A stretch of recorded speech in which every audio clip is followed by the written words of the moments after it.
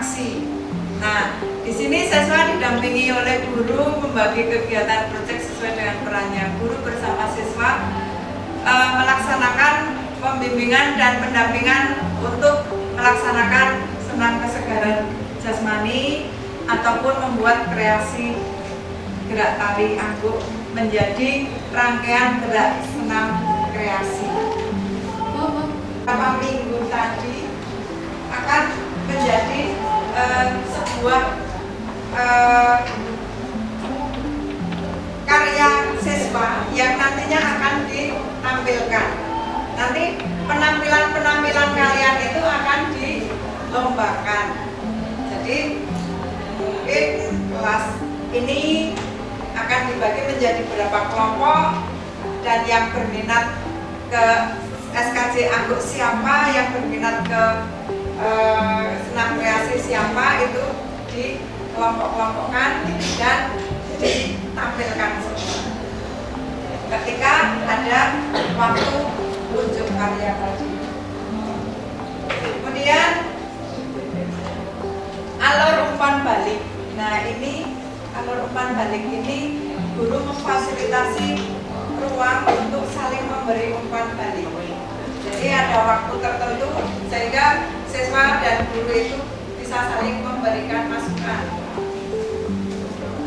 Guru memberikan umpan balik terkait proyek yang dikerjakan, dan juga peserta didik saling memberikan umpan balik terhadap guru ataupun sesama peserta didik agar meningkatkan rasa percaya diri, komunikasi peserta, gotong royong, dan mengembangkan kemampuan berpikir kritis. Ya, alur evaluasi, guru melakukan asesmen atau melakukan penilaian selama proses pembuatan proyek. Jadi penilaiannya bukan di akhir, tapi dalam proses pembuatan proyek kalian itu sudah dilakukan penilaian. Kerjasamanya bagaimana, kolaborasinya antar teman bagaimana, terus sosialisasinya bagaimana, kreativitasnya bagaimana, itu di alur evaluasi ini penjelasannya. Kemudian bisa dengan dokumentasi yang sudah dibuat oleh peserta didik atau dengan catatan yang ada untuk dijadikan sebagai penilaian proyek.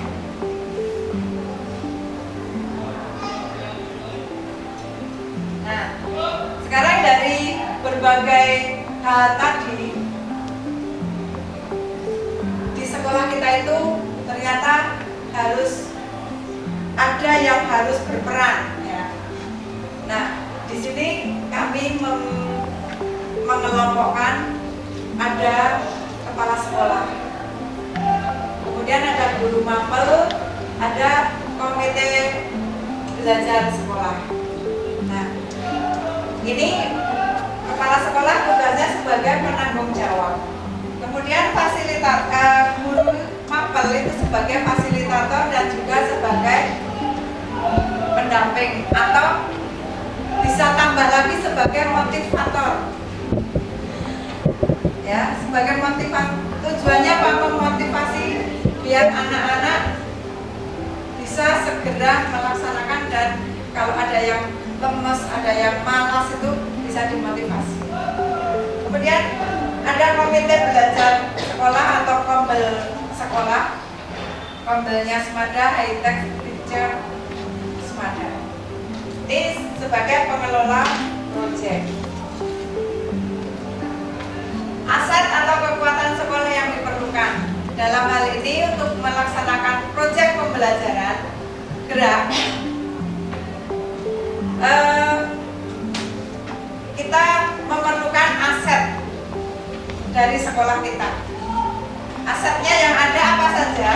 Itu ada aset manusia yang terdiri dari kepala sekolah, ada guru mapel, kemudian ada karyawan, kemudian ada siswa. Ini belum saya sebutkan, masih ada, yaitu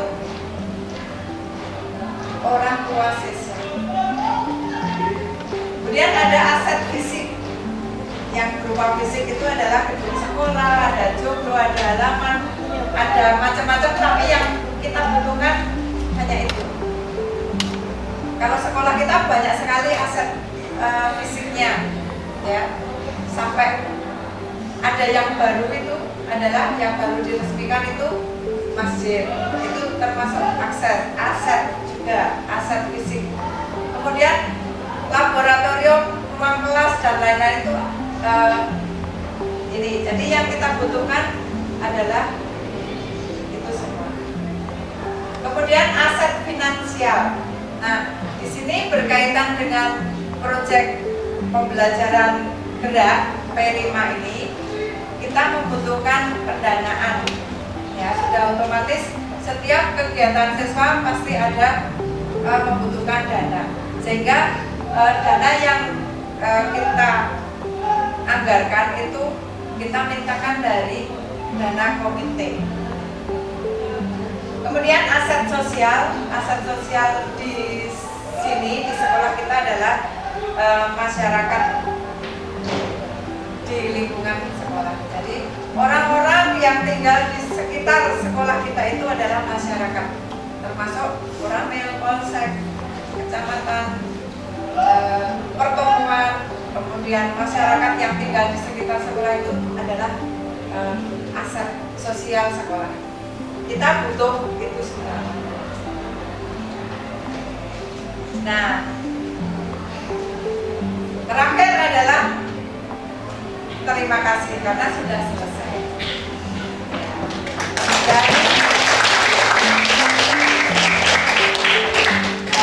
Dari apa yang saya sampaikan tadi, mungkin ada di antara anak-anakku ataupun ibu-ibu guru ada yang ingin disampaikan atau mengusulkan atau ingin menambahkan, silakan, atau ingin bertanya boleh. Dari proyek yang saya sampaikan tadi. Ya, oke, monggo Ibu Wati. Oke, saya bertanya, jadi itu tadi terima kasih paparannya sudah disampaikan. Yang ingin saya tanyakan itu kapan bisa action kegiatan tersebut, kemudian hal apa saja yang harus disiapkan, terutama pada nanti jenengan laporan acara. Baik, terima kasih atas tanggapannya dari Bu Wandi yang telah menanggapi sosialisasi siang ini. Mungkin saya akan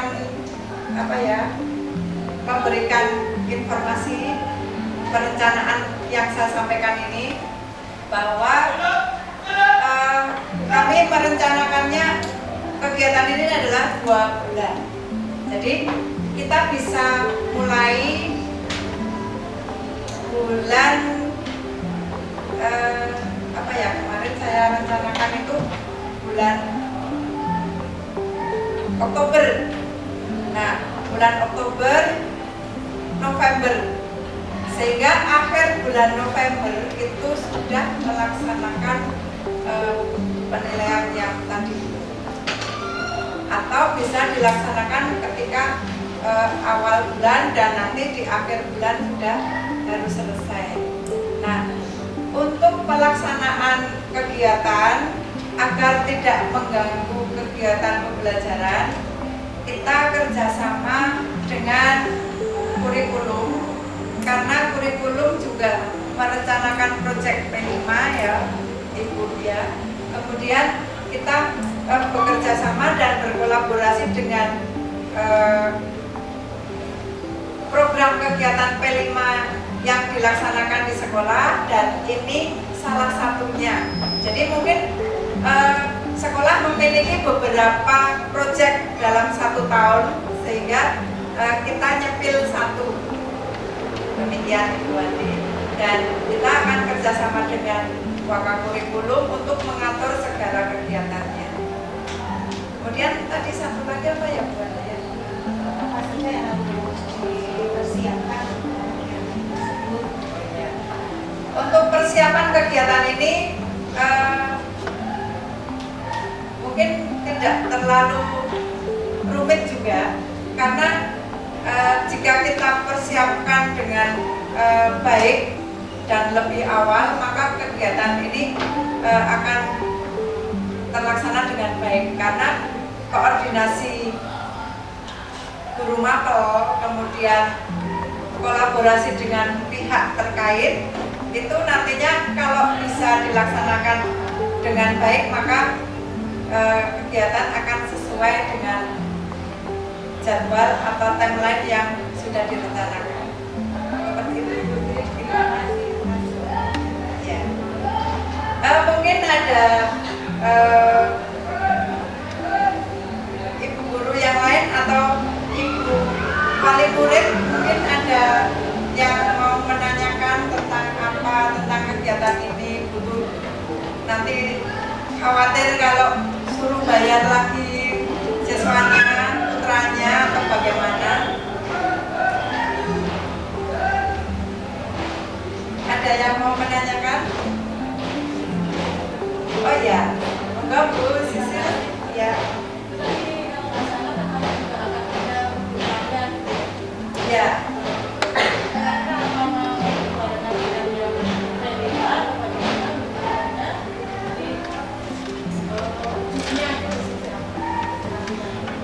Ya, baik. Terima kasih Ibu atas pertanyaannya yang berkaitan dengan adanya kegiatan unjuk karya, ya Bu ya.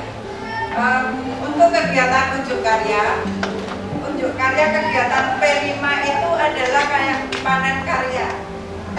Seperti panen karya ketika anak-anak sudah berproses melaksanakan, kemudian akhir dari kegiatan pembelajaran itu nanti adalah lomba tadi. Nah, lomba tadi atau pentas tadi itu dilaksanakan pada akhir kegiatan P5. Yang kegiatan P5 itu ini tersendiri, maksudnya waktunya sudah tersendiri karena tidak berbarengan dengan kegiatan P5 yang lain, karena waktunya kan sudah ada, ya Bu ya. Dalam 1 tahun itu sekolah merencanakan program P5 3 kali. Nah, salah satunya adalah yang ini untuk kegiatan siswa. Jadi tidak berbarengan dengan kegiatan-kegiatan yang lain. Kalau misalnya berbarengan, tetap itu miliknya kurikulum dan kita bisa secara fokus bisa ngurusin itu semua. Ya.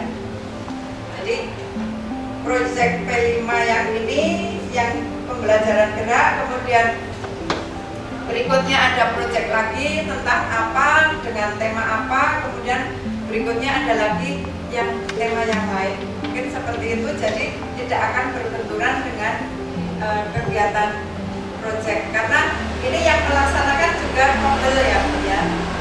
Jadi sudah